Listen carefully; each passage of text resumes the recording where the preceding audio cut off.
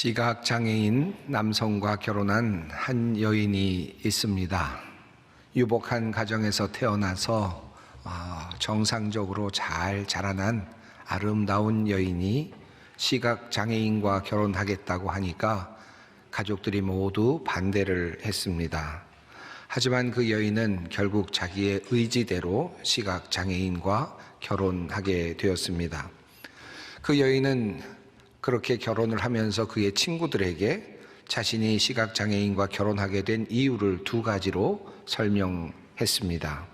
첫째는 내가 그 남자를 정말 사랑하기 때문이다 라는 것이었고, 두 번째는 남들이 사는 인생이 아닌 나 자신의 인생, 나만의 삶을 살기 위해서이다 라고 그렇게 이야기를 했다고 합니다. 깊이 생각하게 만드는 그러한 이야기입니다. 나는 정말 나의 인생을 살고 있는가? 나만의 인생을 살고 있는가? 내가 살고 있는 나의 인생을 자신 있게 살아가고 있는가? 아니면 그저 남들이 사는 모습을 따라 흉내내며 살아가고 있는가? 묻게 되는 그런 이야기입니다. 이것을 우리의 믿음에 적용해 볼 수도 있겠습니다. 정말 나는 정말 나의 신앙을 가지고 살고 있는가? 나만의 신앙인가? 아니면 나는 흉내내는 신앙인가? 남들이 하는 모습과 비슷한 그런 겉모양의 신앙인가? 라는 질문입니다. 마치 한 여인이 시각장애인과 결혼하면서 이것이 나의 인생이다, 이것이 나에게 준 단 1회의 삶을 내가 선택한 나의 인생이다 라고 말할 수 있었듯이, 우리도 우리의 신앙을 붙잡고 이것이 나의 신앙이다, 이것이 나의 믿음의 삶이다 라고 그렇게 이야기할 수 있어야 하지 않을까 하는 생각을 해봅니다. 오늘 본문 말씀은 병고침을 통해서 하나님의 사람이 되어가는, 하나님을 알아가는 나아만 장군의 이야기입니다. 오늘 본문은 병고침에 대한 매우 기본적인 요소들을 모두 갖추고 있습니다. 먼저 오늘 본문은 문제로부터 시작이 됩니다. 1절에 있는 말씀대로 나아만에게 나병이 있었다라는 바로 그 내용으로부터 시작되죠. 그리고 오늘 본문 말씀은 문제에 대한 해결로 끝을 맺습니다. 14절에 나오는 말씀처럼 그가 깨끗하게 나았다라는 내용으로 귀결됩니다.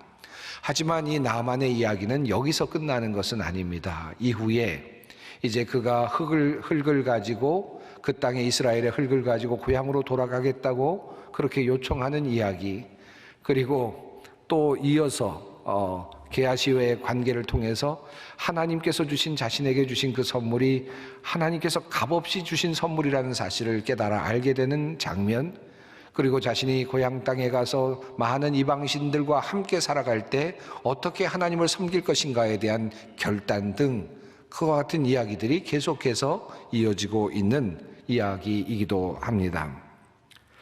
오늘 중간에 나오는 이야기, 지금 병고침과 관련된 이야기 중간에는 나병이 어떻게 낫게 되었는지에 대한 그 과정이 소개되고 있습니다. 그리고 그 병이 낫게 되는 모든 과정 속에 우리 신앙인들이 알아야 할 매우 중요한 신앙의 요소들이 잘 나타나고 있습니다. 하나님의 능력을 경험하게 되는 원리, 그리고 나 자신만의 신앙을 찾아가게 되는 그러한 신앙의 원리가 오늘 본문 속에 잘 나타나고 있습니다. 오늘 그 이야기를 여러분과 함께 나누기를 바랍니다. 5장 1절 말씀은 나아만에 대해서 이렇게 묘사하며 시작이 됩니다. 시리아 왕의 군사령관 나아만 장군은 왕이 아끼는 큰 인물이고 존경받는 사람이었다. 주님께서 그를 시켜 시리아의 구원을 베풀어 주신 일이 있었다. 나아만은 강한 용사였는데 그만 나병에 걸리고 말았다.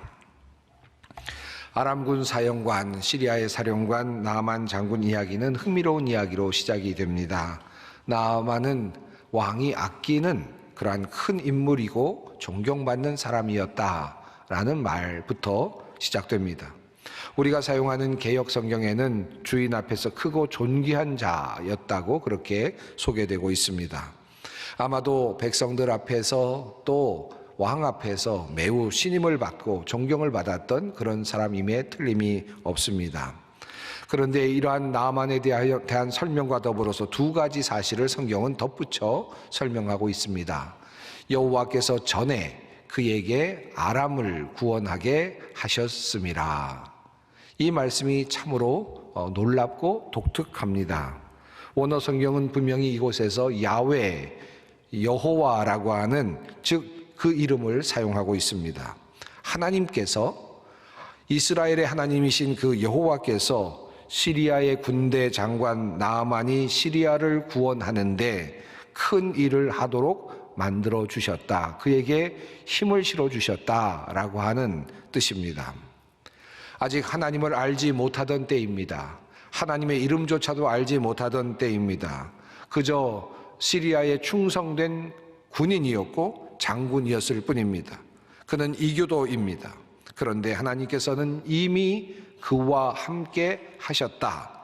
그가 전쟁에서 승리할 수 있도록 이미 도와주고 계셨다라고 그렇게 말씀합니다. 이것을 우리의 삶에 한번 적용해 봅니다. 우리가 하나님을 알지 못하던 때에 그저 사업을 하고 연구를 하고 세상적인 일에 몰두하고 있을 때에 이미 하나님께서는 우리의 삶에 관여하고 계셨다라는 뜻입니다. 하나님을 알지도 못하던 때에, 하나님을 잊고 살던 때에, 바로 그럴 때에도 하나님께서는 우리의 삶에 함께 하셨고 우리의 성공에 관여하고 계셨다라고 하는 뜻입니다. 세상에서 사업이 잘 되고 있을 때, 성공하고 있을 때 우리의 세상적인 성공의 배후에도 하나님이 계셨다라고 하는 말씀입니다. 나아만은 이미 그때부터 하나님께 발견되었던 사람입니다. 하나님을 알지 못하던 때에 하나님은 나아만을 아셨고 보셨습니다. 그리고 그와 함께 하셨고 그의 모든 삶에 함께 하시며 그를 성공적인 삶으로 이끌어 주셨습니다.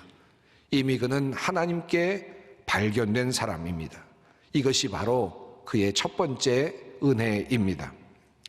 성경이 말해주는 나아만과 관련된 두 번째 내용은 이것입니다. 그는 큰 용사이나 나병 환자더라. 그는 용사였지만 나병을 가지고 있었다라는 것입니다. 그는 대단한 군대의 장군이었지만 그에게는 한 가지 문제가 있었습니다. 그가 가지고 있었던 것은 바로 다른 사람들에게 알리기가 참으로 힘들었을 나병입니다. 여기서 나병이라고 소개되어 있는 이 병은 조금은 분명하지 않지만 피부병이라고 그렇게 이해할 수 있을 것 같습니다. 나병을 앓고 있음에도 불구하고 그가 집에 있었다는 점, 그리고 왕 앞에까지 나갈 수 있었다는 점을 미루어 본다면 전염이 되지 않는 어쩌면 아주 극한 그런 피부병을 앓고 있었을 가능성이 높습니다. 27절을 보면 후에 게하시가 나아만에게 대가를 요구하였다가 나병을 도리어 얻게 되었는데 그때 역시 그가 받았던 질병은 마른 버짐 같은 피부 질병이었습니다. 아마도 아토피 피부염을 알아보신 분들이 있겠지만 아마도 그와 비슷한 혹은 그보다 더 심한 피부병을 그가 앓고 있지 않았을까 생각해 볼 수도 있겠습니다. 전염성이 있는 피부병은 아닌 듯 하지만 이러한 피부병은 당시의 사람들에게는 큰 두려움을 주었습니다. 때문에 사회적인 갈등이 생겨날 수밖에 없었고 그래서 사회적으로 활동하기가 쉽지 않았습니다. 뿐만 아니라 약도 제대로 없었던 그런 상황 속에서 그 피부병을 앓으면서 얼마나 고통스러웠을까를 생각해 본다면 그의 고통을, 그의 어려움을 짐작해 볼 만합니다. 정리한다면 장소는 이스라엘이 아닙니다. 시리아 땅입니다. 이방 땅입니다. 하나님을 알지 못하던 나아만 장군입니다. 하나님께서 계시지 않을 것 같은 그곳에 하나님은 이미 계셨고 나아만을 주목하고 계십니다. 나아만을 찾고 계십니다. 하나님께서는 나아만에게 많은 성취를 주셨고 성공을 주셨지만 그러나 한 가지를 남겨두십니다. 피부병인 나병을 그에게 허락하십니다. 그에게 주셨습니다. 이 이야기의 구조 속에서 살펴본다면 나아만에게 있어서 나병은 하나님을 만나도록 만들어주는 매우 중요한 도구입니다. 이것을 우리의 삶에 적용해 보십시다. 이것만 없으면 모든 것이 완벽하다. 내 인생은 이것만 없으면 완벽하다. 그런데 이것 때문에 내 인생이 망가졌다 라고 생각하는 그 어떤 것, 나를 밤마다 고통스럽게 하는 것, 나를 밤마다 질리도록 만드는 것, 내가 짊어지고 있는 무거운 인생의 짐, 어쩌면 이것들이 또 다른 나만이 졌던 그와 같은 나병이 아닐까요?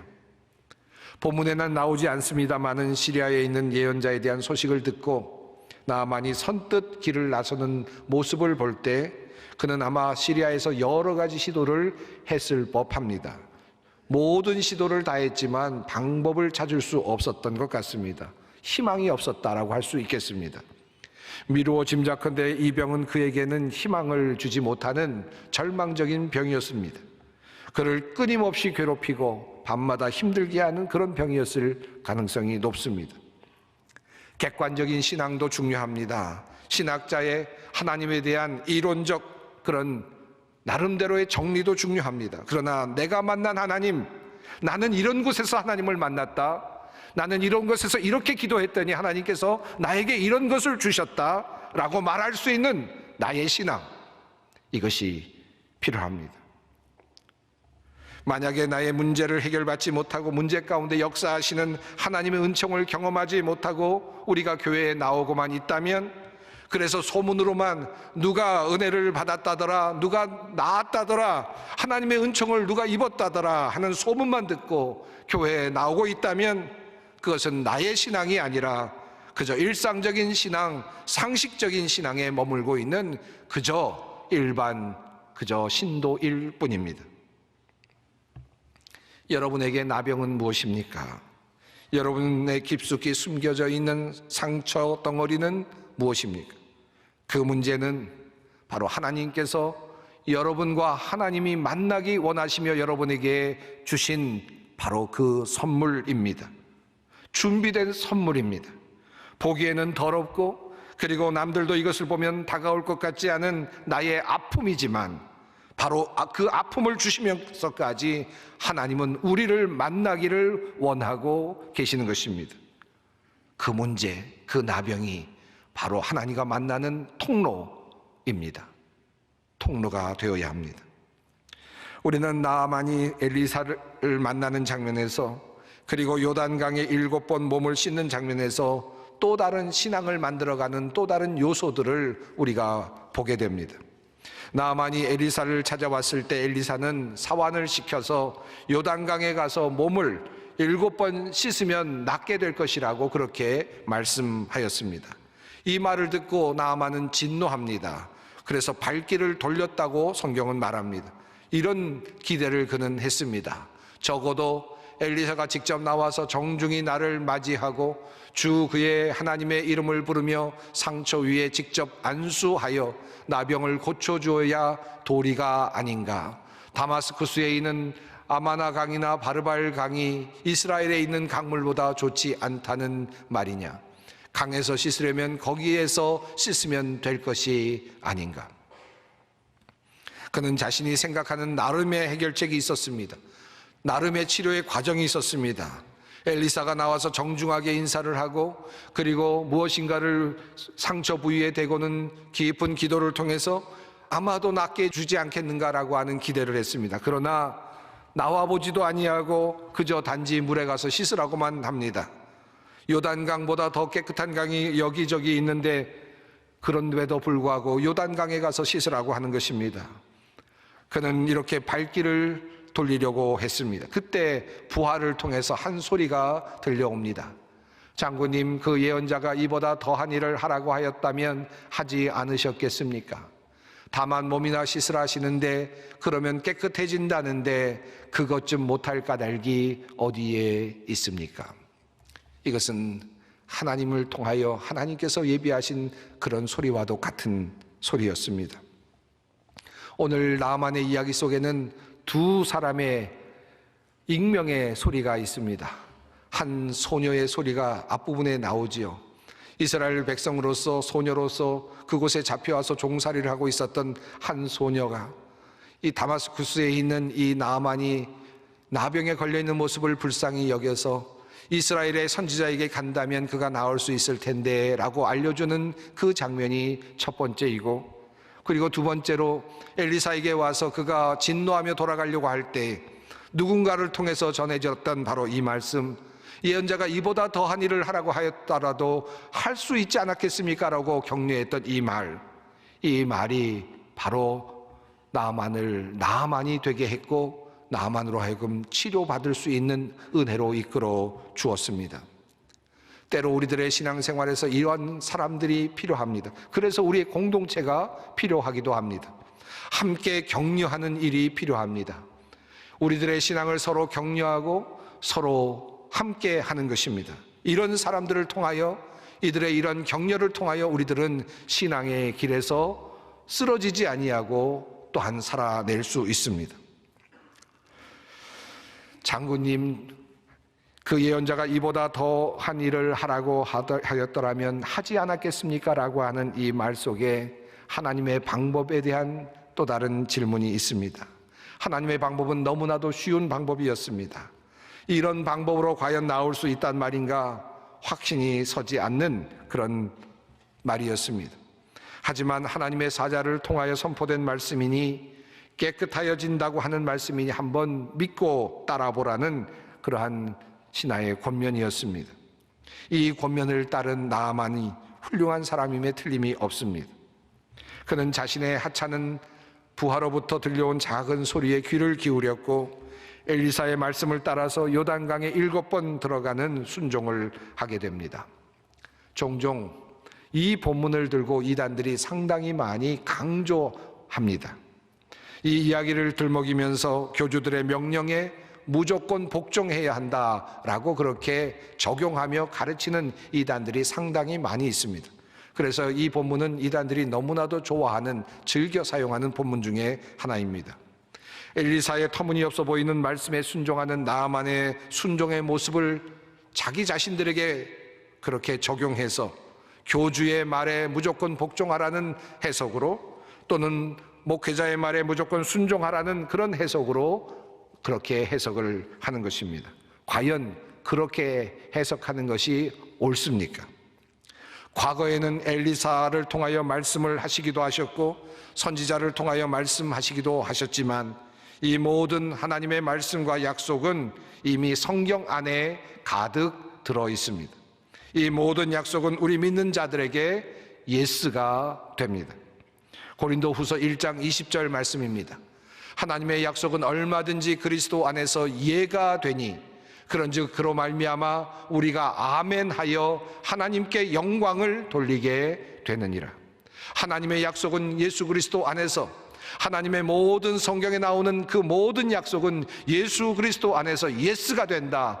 다시 말하면 승인이 된다라는 말씀입니다. 우리가 아멘으로 받기만 한다면 그 모든 약속은 예스가 된다는 말씀입니다. 하나님께서 성경 안에 두신 약속은 그리스도께서 그리스도 안에서 모두 예스입니다. 우리가 아멘으로 받을 때 그것을 누리게 됩니다. 우리가 믿음으로 받으면 우리는 하나님의 영광을 경험하게 되는 것입니다. 엘리사는 나아만에게 7번 씻으라고 명령하셨습니다. 하나님은 7번 그가 씻어야만 낫게 하실 수 있는 그런 정도의 분이셨습니까? 얼마든지 물에 들어가지 않게 하시고도 그를 낫게 하실 수 있었던 분입니다. 7번씩이나 들어가지 않게 하셔도 낫게 하실 수 있는 분입니다. 7번의 의미는 도대체 무엇일까요? 나아만에게 있어서 7번의 경험은 도대체 무엇입니까? 저는 이 7번의 경험을 실패라고 그렇게 명명하고 싶습니다. 6번의 실패. 하나님을 따르는, 하나님의 말씀을 따라 열심히 실행하지만 또다시 실망하는 그 시간들, 6번의 실망. 이런 상상을 해봅니다. 나아만이 물속에 들어갔다 나오는 7번의 과정입니다. 한 번 들어가 보았습니다. 별 반응이 없습니다. 달라진 것 없습니다. 2번 들어가 보았습니다. 여전히 달라진 점 없습니다. 3번 들어가 봅니다. 혹시 헛고생하는 것 아닌가 하는 또 다른 생각이 몰려옵니다. 4번 들어가 봅니다. 이보다 더 좋은 강이 있지 않은가라고 하는 생각이 또다시 꼬리를 뭅니다. 5번째 들어가 봅니다. 여전히 변화가 없습니다. 그러면 그렇지라는 생각이 솟아오릅니다. 과연 이것을 믿고 갈 수 있는가라고 하는 또 다른 의문이 올라옵니다. 6번째 들어갑니다. 이제 마지막인데 이제 한 번밖에 남지 않았는데 조금이라도 변화가 있었으면 좋겠는데 전혀 변화가 없는 모습을 보면서 실망합니다. 과연 나는 나을 수 있을까? 그런데 7번째 들어갔다 나올 때 자신의 몸이 변합니다. 기적을 경험합니다. 나아만이 이에 내려가서 하나님의 사람의 말대로 요단강에 7번 몸을 잠그니 그의 살이 어린아이의 살같이 회복되어 깨끗하게 되었더라. 저는 이 7번의 과정이 자신의 신앙을 만들어가는 과정이라고 그렇게 생각합니다. 나의 신앙을 만들어가는 과정, 나의 신앙이 생겨나는 그 모든 그런 과정입니다. 하나님은 나아만에게 그러한 신앙으로 나아가기를 원하고 계십니다. 신광야에서 이스라엘 백성들이 독사에 물려 죽게 되었을 때 모세와 아론은 롯뱀을 높이 세워서 들고 이것을 보는 사람은 살 것이다 라고 그렇게 말했습니다. 쳐다보면 산다 라고 말하는데도 그곳에서 살아남지 못한 사람들이 있었다는 것이 참으로 놀랍습니다. 쳐다만 보라는데도 그들은 아마도 이성을 앞세워서 그런 일은 있을 수 없다라고 판단했을지도 모릅니다. 옆에서 놋뱀을 보며 일어나 걸어가는 사람이 있었을 텐데도 자신이 생각하는 방법이 옳다고 그렇게 고집하면서 절대로 바라보지 않겠다고 말하며 죽어갔을 사람들을 상상해 봅니다. 바라보지 않는다면 대안이라도 있으면 좋지 않겠습니까? 대안도 없으면서도 내가 믿을 수 없다는 그 이유만으로 놋뱀을 쳐다보지 않고 죽어가는 사람들, 이것이 오늘 우리들의 모습은 아닌가 생각합니다. 철저하게 자신이 낮아지는 곳, 자신의 자존심과 자만심을 내세울 수 없는 것, 더 이상 갈 곳이 없어서 울부짖을 수밖에 없는 그 자리, 그곳에서 하나님은 우리에게 은총을 베풀어 주십니다. 순종이 있는 곳에, 순종이 아니고는 더 이상 다른 방도가 없는 그 자리에서 하나님의 역사가 시작됩니다. 오늘은 대림절 첫 번째 주일을 보냅니다. 예수 그리스도께서 오신다. 예수 그리스도께서 우리를 위해 오셨다. 포로된 자에게 자유를 주시기 위하여, 억눌린 자들을 해방시키시기 위하여 우리 주님께서 오셨다. 그리고 오실 것이다. 이 희망이 오늘 우리 모두에게 있기를 바랍니다. 우리의 문제를 들고 주님 앞에 나아갈 때 우리는 그 구원하시는 주님을 만나게 될 것입니다.